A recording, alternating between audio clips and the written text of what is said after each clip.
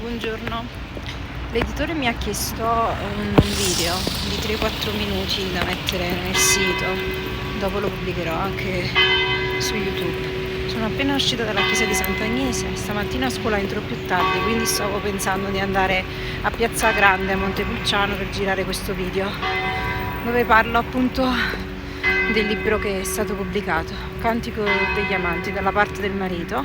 Questa è una veduta di Montepulciano, non so se potete, ecco, stamattina ci sono 5 gradi, fa freddo, le campane,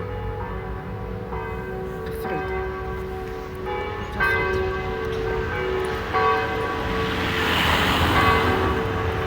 Avevo messo il cappuccio perché effettivamente veramente fa freddo. Queste campane riempiono di gioia.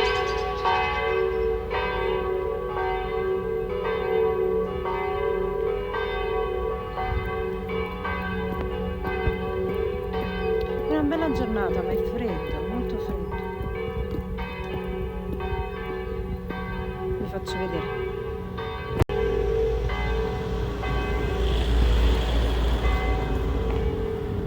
La Val di Chiano.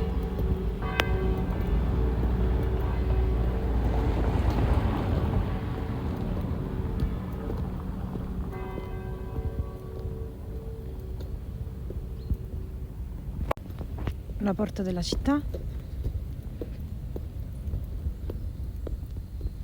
Il video deve essere breve, massimo 3 minuti, quindi non posso farvi vedere molto.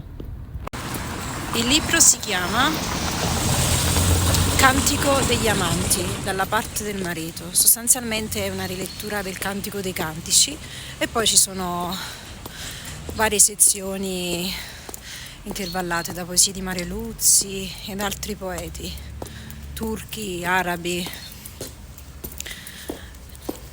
Non voglio dire tanto, diremo tanto dopo che l'avrete letto. La città?